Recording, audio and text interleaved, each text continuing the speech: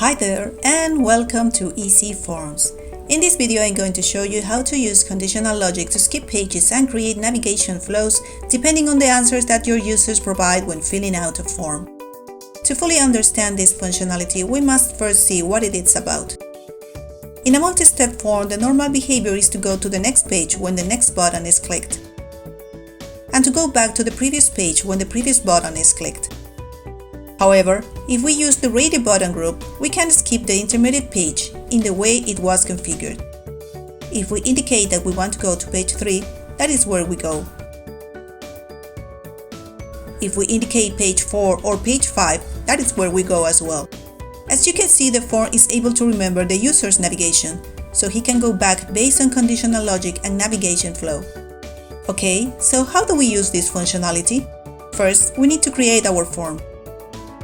We have added a ready button field so our users can indicate which page they want to jump to.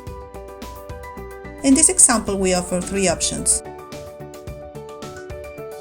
We have also added the page break fields. These fields are the ones that divide the form into pages.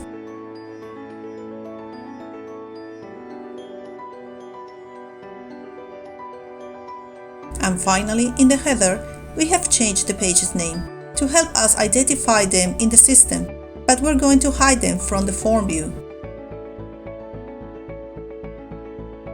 Once our form is ready, we go to the rule builder to set up the conditional logic. Let's create 3 rules.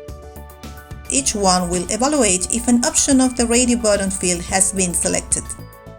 If any of them was selected, the rule engine will execute the respective action.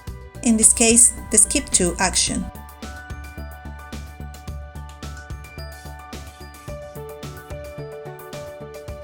And just like that, we have set up our conditional logic to skip pages in our forms. Easy, right?